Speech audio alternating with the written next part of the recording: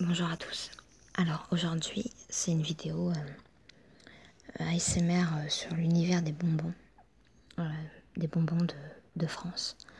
Donc vous allez découvrir des, des petites friandises comme ça, de toutes sortes, avec des souvenirs de personnes, des souvenirs d'enfance, leur, leur mémoire olfactive de ces bonbons. Par contre, j'ai un petit trépied fait maison, mais comme j'avais déjà dit, je crois, je peux pas filmer, même si j'ai les deux mains libres, j'arrive pas à commenter et à filmer en même temps. Surtout que c'est un grand format, donc j'ai vraiment du mal. Donc ce que j'ai fait, c'est que je vais, la façon dont j'ai filmé en fait, pour vous expliquer un petit peu, je vais tourner les pages, je vais vous montrer les images, toutes les images du livre. Et après, je poserai ma voix, si ça marche avec le montage, parce que voilà quoi. Il y a toujours un petit peu de soucis des fois. Donc après, je vais superposer ma voix aux images. Donc je vais essayer de dire le plus de choses du bouquin. Surtout les petits souvenirs. J'aime bien les souvenirs d'enfance des gens quand ils racontent la première fois qu'ils ont découvert ces bonbons. Ça va vous plaire parce que de toute façon, vous êtes tous dans... Enfin, même si vous n'êtes pas de France, vous découvrirez des bonbons. Donc, j'avais plein d'abonnés de tout pays, quoi. Donc, ça va leur permettre de découvrir les bonbons de France. Et on en a pas mal. Il y a des bonbons, il y a aussi des crêpes. Enfin, voilà, quoi, il y a un peu de tout. J'espère que cette vidéo vous plaira. Ça fait 5 fois que je vais la faire, là, la vidéo, j'en ai marre. Donc, voilà, quoi. Allez, bonne vidéo à tous. La coquille de Noël.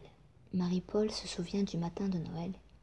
Quand j'avais 4-5 ans, dès le réveil dans mon lit, j'allais à la recherche de la coquille que le petit Jésus devait m'avoir apportée. La coquille est bien là, brioche dorée, renflée aux deux extrémités pour imiter un enfant. Plaisir de sentir cette bonne odeur de brioche, les lèvres posées sur la fine croûte dorée. Commencerai-je par les pieds ou par la tête? C'est mieux les pieds, juste un peu. Puis j'entame avec un grand appétit la brioche.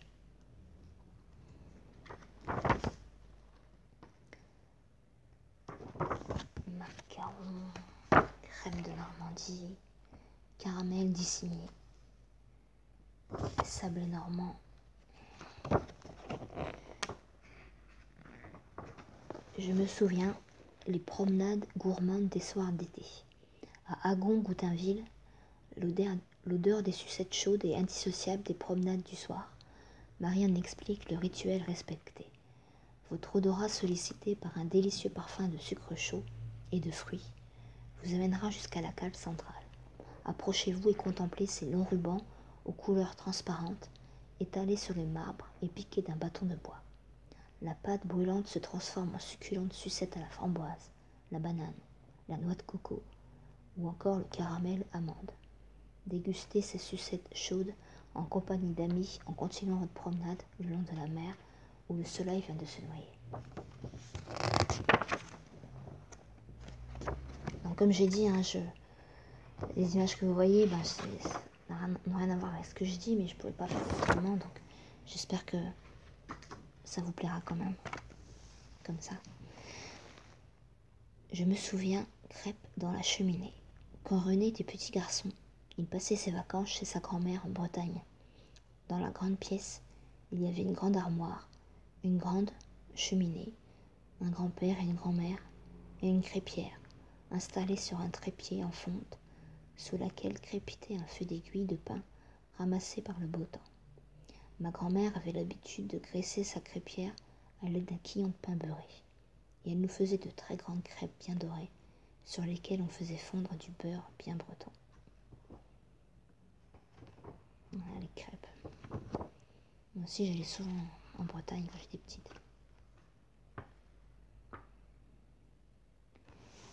Les niche réconfortante. Amaury, du haut de ses 15 ans, raconte à ses copains ce qui fait le charme des séjours chez ses grands-parents lorsque ceux-ci l'emmènent à Quiberon, après la plage, pour lui offrir une niche. C'est le bonheur quand on sent l'arôme avant de la déguster, puis le caramel chaud qui colle aux dents quand on le mord et qui fond lentement dans la bouche, bien après l'avoir fini, où on a encore le goût en bouche et le sentiment d'une belle journée de vacances bien remplie.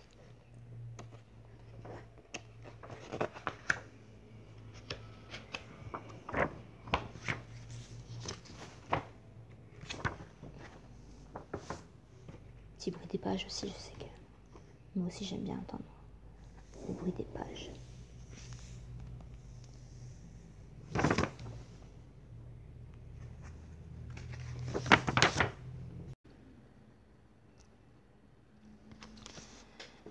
Les gaufres à la neige. Un jour que j'accompagnais les grands à la fête foraine, raconte Mathilde, quand vint mon tour de dire ce que je voulais devant la baraque du confiseur, je réclamais une gaufre à la neige, ce qui déclencha évidemment l'hilarité des grands. Mais c'est justement en éclatant de rire devant une immense gaufre saupoudrée de sucre glace que j'avais la fois précédente enneigé mon voisin.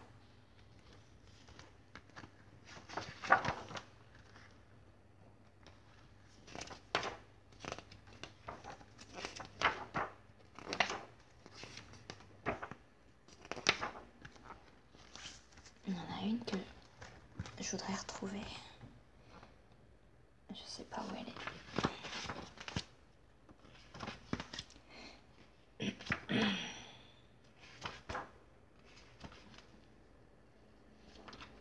Ah, c'est une petite chanson, ça. Dame Tartine. Il était une dame Tartine dans un beau palais de beurre frais. La muraille était de praline, le parquet était de croquets, la chambre à coucher de crème et de lait, le lit de biscuits, c'est bon la nuit.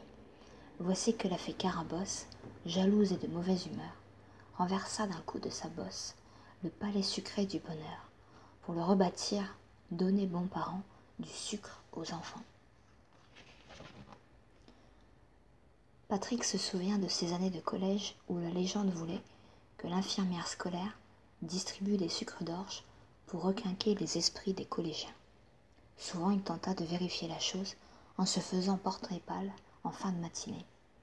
Il ne fut jamais pris au sérieux et sa solide constitution ne lui a jamais permis de tester les 12 prescriptions de l'infirmière.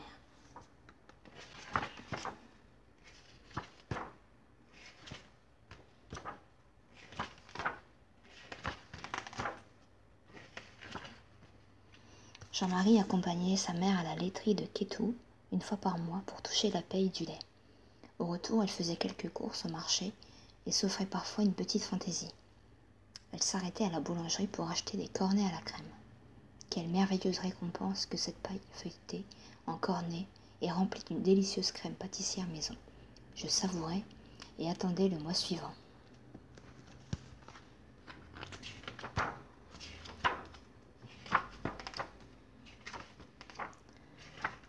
Ah, je retrouve pas celle que je voulais. Ah, ça y est. Les biscuits Luc et Luc. Je connais pas du tout ça. Pour Sébastien, le retour de sa mère du supermarché sonnait l'heure de l'apparition des paquets de Lucky Luke. Dès leur arrivée à la maison, ils étaient en voie d'extinction. Il le savait, semble-t-il, puisqu'il tardait toujours à se montrer, tapi dans le dernier sac comme une bête traquée. Après avoir fait voler les paquets de lessive aux annonces tape à l'œil, les boîtes de conserve et autres ennemis du bon goût, nous trouvions enfin ces barres chocolatées parfumées à l'orange qui nous maintenaient en vie au milieu de ces purées de carottes et autres salades de betteraves. Je ne pourrais oublier la phrase de ma mère, si philosophe et si tendre, alors que je venais de tomber de cheval. Elle me prit l'épaule et, consolante, viens, on va manger un Lucky Luke. Elle avait donc compris que pour moi, ces biscuits étaient l'équivalent du cocktail mexicain Vuelve a la vida, c'est-à-dire reviens à la vie. Une sorte de potion magique capable de nous faire passer, mon frère et moi, des larmes aux rires, des cris chahuteurs au silence glouton. C'est exactement ça. C'est tellement vrai.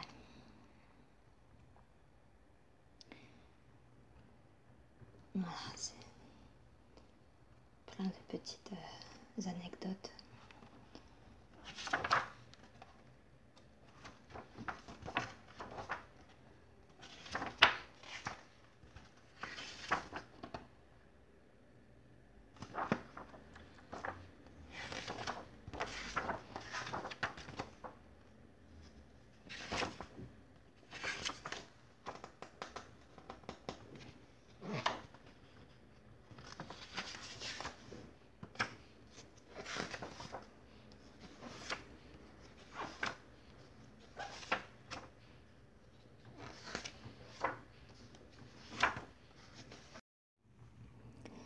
Je me souviens les petits pains de Riton à la récréation. Marc se souvient des petits pains au chocolat. À la récréation de 10 heures, on achetait à Henri, l'appariteur en blouse grise, dit Riton, des petits pains au chocolat, qui n'étaient pas petits d'ailleurs. Ce n'étaient pas non plus des modèles de finesse. On faisait tous la queue devant un guichet de bois, et Riton nous vendait ses pains au chocolat, qui nous faisaient tenir jusqu'à la cantine. Désormais, dans les cours de récré, il y a des distributeurs remplis de bonbons et pâtisseries. Mais ceux-ci n'ont pas de blouse grise et ne s'appellent pas Riton. Comment voulez-vous dans ces conditions que les pains au chocolat aient le même goût ?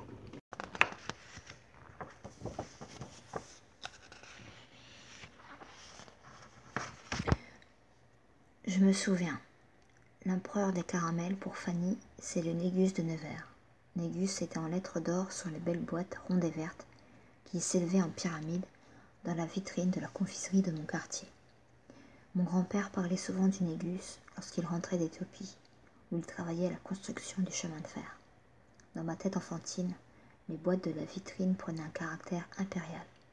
Plus tard, enfin, j'ai goûté. J'en garde encore le plaisir lié à sa force et son onctuosité, à son enrobé croquant sur des dessous moelleux. Quant aux boîtes de verre et or que j'ai collectionnées, elles me servent désormais à ranger les boutons.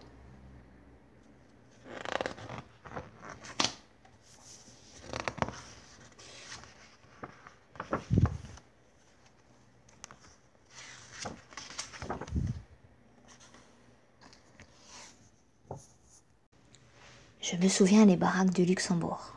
Lulu était la reine du Luxembourg, pas celle du petit royaume, mais celle du jardin parisien que les élèves du lycée Montaigne fréquentaient assidûment.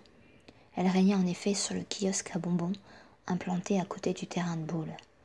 À peine visible derrière la profusion des bocaux de bonbons, moulins à vent et autres babioles, elle était le passage obligé de toutes les sorties de classe de Mathieu et de ses copains.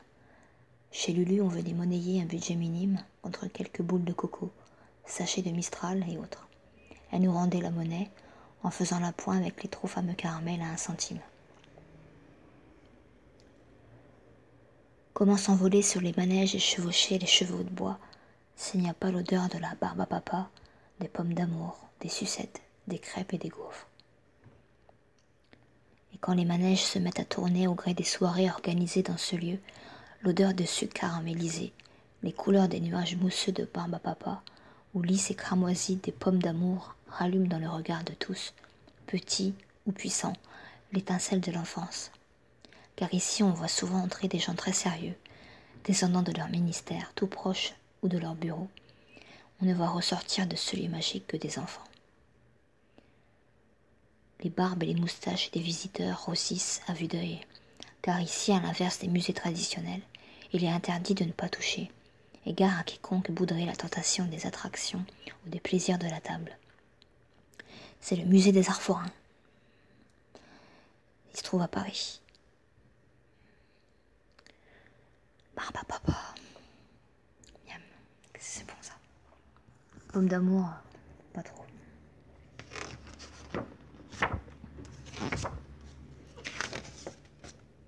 Cathy se souvient d'un moment magique lorsqu'elle était invitée, seule chez sa grand-mère, c'est-à-dire sans les frères et sœurs, encombrants parce que très nombreux. Elle déjeunait à la table des grands, et son plaisir était de voir arriver sur la table ce dessert magique et voluptueux, d'autant plus précieux qu'individuellement présenté. Enfermé dans sa gaze, je le libérai avec délicatesse et l'attaquai avec le bout de la cuillère par la partie la plus vaporeuse. J'avais l'impression de mordre dans un nuage qui fondait comme une pluie de plaisir dès qu'on l'avait sur le bout de la langue. Les sucettes Pierrot gourmand. Véronique, très fière d'avoir trouvé dans un tas de sable au square une médaille en or, se voyait déjà détentrice du bijou.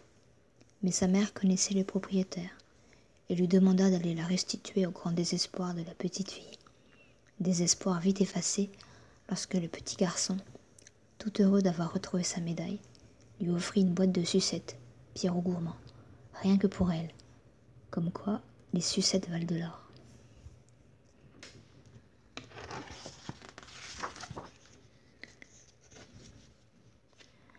Comme il était loin le lycée, à pied pour Anne-Marie. Pourtant, je ne résistais pas à quelques pas de plus pour un petit détour vers la boulangerie du boulevard Montparnasse.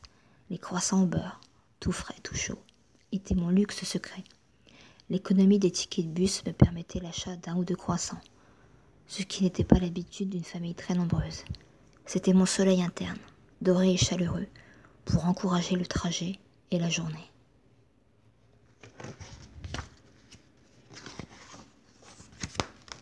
Je vais faire encore des petits bruits de page.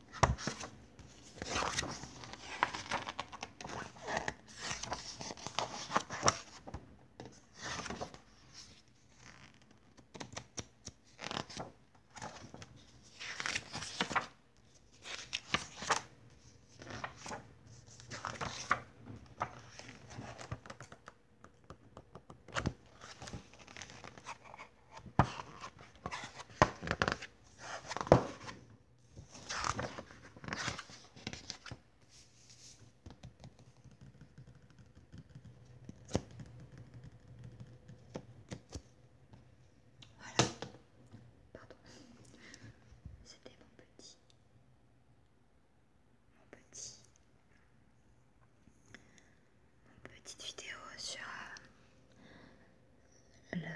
les bonbons gourmandises de France au goût d'enfance. J'espère que cette vidéo vous a plu et vous a rappelé des souvenirs de bonbons.